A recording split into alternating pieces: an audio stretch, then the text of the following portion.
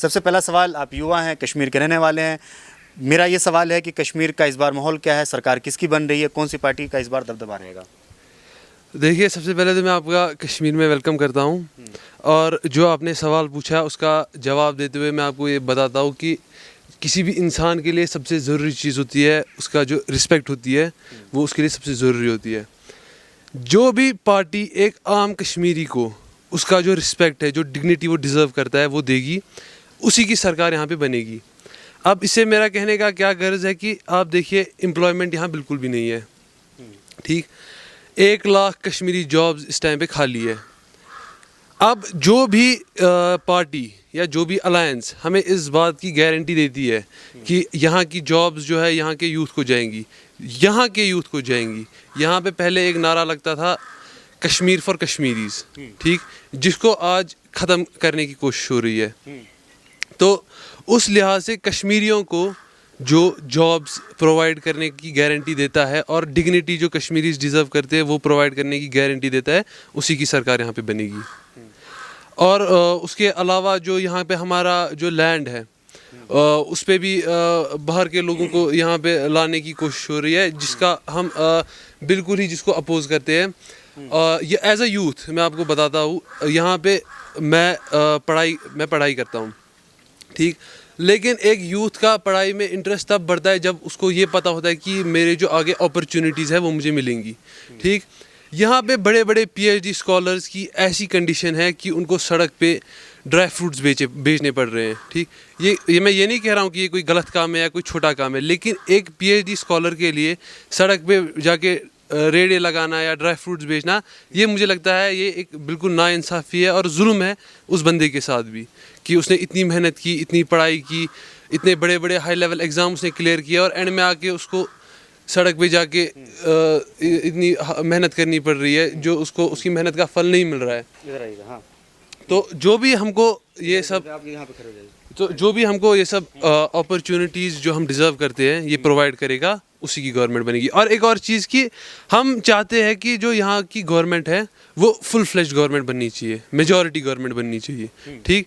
ऐसा ना हो कि टांग एक गवर्नमेंट की हो, हाथ दूसरी पार्टी का हो, टांग एक पार्टी की हो, मतलब हाँ, बैसाखी के उस पर हमारी यहाँ पे गवर्नमेंट नहीं बननी चाहिए, क्योंकि उसमें लोगों को ना कोई फ़ायदा होता है ना उसमें लोगों का कोई काम होता है। एक पार्टी बोलती है हम ये काम करेंगे, फिर दूसरी पार्टी उसका अपोज कर देती है कि नहीं जी ये काम नहीं होना चाहिए। तो वो हम चाहते हैं कि वैसा यहाँ पे सिस्टम ना हो। बाकी जो पार्टी हमें ये सब चीज़ें प्रॉमिस करती है, जो पार्टी अपने मैनिफेस्टो में ये सब चीज़ें गारंटी देती है, उसी पार्टी की यहाँ पे सरकार बनेगी। तो कौन सी पार्टी है? बीजेपी कह रही है कि हम जो है यहाँ के जो युवा हैं उसका भविष्य को हम संवार देंगे, सुधार देंगे, तो बीजेपी पे भरोसा है आपको? देखिए, 2019 5 अगस्त के बाद यहाँ पे बहुत सारी चीज़ें प्रॉमिस हुई थी। यहाँ पे सब कुछ सेंट्रल गवर्नमेंट के अंदर था। जम्मू में आपको पता ही है, जम्मू में बहुत सारी इंडस्ट्रीज़ बनी है, बहुत सारा वहाँ पे लोग यूथ के लिए अपॉर्चुनिटीज़ है। लेकिन मैं कश्मीर की बात करूँगा, कश्मीर में यूथ के लिए कोई अपॉर्चुनिटी नहीं, कोई इंडस्ट्री नहीं। 5 साल उनके लिए बहुत था, अगर उनको कुछ करना होता तो वो 5 साल में कर देते, लेकिन उन्होंने अभी तक यहाँ पे कुछ खास काम किया नहीं है। आप देखेंगे कोई यहाँ पे खास काम नहीं हुआ है, कोई हमें ना कोई अपॉर्चुनिटी मिली है अपना टैलेंट दिखाने की, जो हम हार्ड वर्क करते हैं वो दिखाने की कोई अपॉर्चुनिटी नहीं मिली है। तो उस लिहाज से मुझे ऐसा लगता है कि जो अभी यहाँ 5 साल गवर्नेंस हुई है वो उसमें उतना हमें कोई फ़ायदा नहीं हुआ है, बल्कि कंप्लीट यहाँ पे फेलियर रहा है। अच्छा, एक चीज़ है कि जम्मू कश्मीर के अंदर आपने देखा होगा कि वहाँ पे बीजेपी काफ़ी ज़्यादा मजबूत है। कहाँ पे? जम्मू में। जम्मू में, जी। हाँ। कश्मीर में कौन मजबूत है? देखिए, कश्मीर में एक सिस्टम अभी हुआ है कि यहाँ पे बहुत सारी पार्टियाँ जो है नई भी निकली हैं, और ओल्ड पार्टीज तो यहाँ पे थी, नई भी यहाँ बहुत सारी पार्टियाँ आई है। इसमें ये कहना कि कौन सी पार्टी अब ज़्यादा मजबूत है वो बड़ी मुश्किल चीज़ है। लेकिन जहाँ मैं पर्सनली आपको बताऊँ, मेरे को ऐसा लगता है कि जहाँ मैं स्टेट लेवल पे देखता हूँ तो मुझे लगता है कि उमर अब्दुल्ला साहब खुद भी अभी समझते हैं, एजुकेटेड पॉलिटिशियन है। देखिए यहाँ पे और एक तो बहुत कमी है कि यहाँ एजुकेटेड पॉलिटिशियंस की बहुत कमी है, ठीक है। उमर साहब एक पॉलिटिशियन मुझे लगते हैं जो कि एजुकेटेड पॉलिटिशियन है, एक अच्छे लिटरेरी पर्सन है, मतलब कि उनके बोलने में फ्लुएंसी है, उनकी स्पीच मेरे को लगता है सबसे अच्छी है। मैं उनसे बहुत ज़्यादा इन्फ्लुएंस होता हूँ, बहुत इंस्पायर होता हूँ। तो मुझे ऐसा लगता है कि स्टेट लेवल पे उमर साहब, और नेशनल लेवल पे जब मैं देखता हूँ तो राहुल जी मेरे को बहुत एजुकेटेड पॉलिटिशियन लगते हैं। तो उस लिहाज से मैं पर्सनली बताऊंगा कि मुझे लगता है कि जो इंडिया अलायंस अभी बनी है, मोदी जी नहीं लगते हैं आपको? नहीं, मोदी जी तो आपको पता ही है उनका बैकग्राउंड, मैं उसमें ज़्यादा बोलना नहीं चाहता हूँ। तो ऐसा मुझे लगता है कि इंडिया अलायंस जो है फ़िलहाल कांग्रेस की और नेशनल कॉन्फ्रेंस की, तो पर्सनली मुझे लगता है कि उन्हीं की गवर्नमेंट यहाँ पे क्या बनेगी। मोदी जी का क्या बैकग्राउंड के बारे में आप कह रहे हो? पढ़े लिखे हैं? मोदी जी तो आपको पता ही है, मोदी जी तो आपको पता ही है, पहले सब पूरी दुनिया जानती है, पहले चाय बेचते थे पहले, ये वो। तो उनका तो दूसरी कंट्रीज़ में जाते हैं, वहाँ इंग्लिश बोलने में भी उनको दिक्कत होती है। क्या वो गवर्नमेंट चला रहे हैं फिलहाल, जो उनको ये भी गवर्नमेंट मिली है, ये भी बैसाखी वाली गवर्नमेंट है। ऐसा भी नहीं है इनकी टांग एक की है बाजू दूसरे की है, तो उनका कोई ख़ास यहाँ पे इम्पैक्ट रहेगा नहीं। अच्छा, मोदी जी का कोई काम तो आपको अच्छा लगा होगा? एक काम देखिए बता दीजिए। देखिए, आप कश्मीरी हैं, मोदी जी का कोई काम अच्छा लगा? मैं आपको एक चीज़ बता देता हूँ, जो आम कश्मीरी है ना, वो सेक्युलरिस्ट है, ठीक। सबसे पहले यहाँ पॉलिटिकल पार्टी बनी थी, शेख अब्दुल्ला ने बनाई थी, मुस्लिम कॉन्फ्रेंस, ठीक। मुस्लिम कॉन्फ्रेंस उन्होंने बनाई थी, लेकिन फिर जब उनको लगा कि जम्मू कश्मीर के लोग कितने सेक्युलर हैं, उन्होंने अपनी पार्टी का नाम चेंज करके नेशनल कॉन्फ्रेंस रखा, ठीक।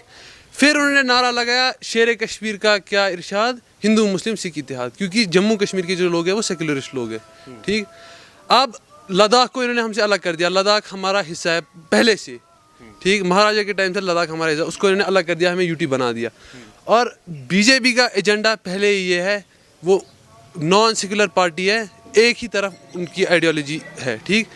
उसको हम सपोर्ट नहीं कर सकते। जो पार्टी सेक्युलरिस्ट होगी, जो पार्टी ये बोलेगी कि हिंदू और मुस्लिम भाई भाई है, इनमें कोई फ़र्क नहीं है, उस पार्टी को हम सपोर्ट करेंगे। बीजेपी को हम कभी सपोर्ट कर ही नहीं सकते, क्योंकि वो नॉन सेक्युलर पार्टी है। इतने अच्छे अच्छे काम तो आपके लिए किए हैं, क्या काम? सेक्युलर कह देने से कोई काम ही ना करे तो फिर सेक्युलर किस बात का? देखिए, जो मैं मुस्लिम हूँ, दूसरा हिंदू है, जो हम दोनों को आपस में लड़वाए, उससे गलत आदमी को हो नहीं सकता, कोई गलत उससे पार्टी हो नहीं सकती।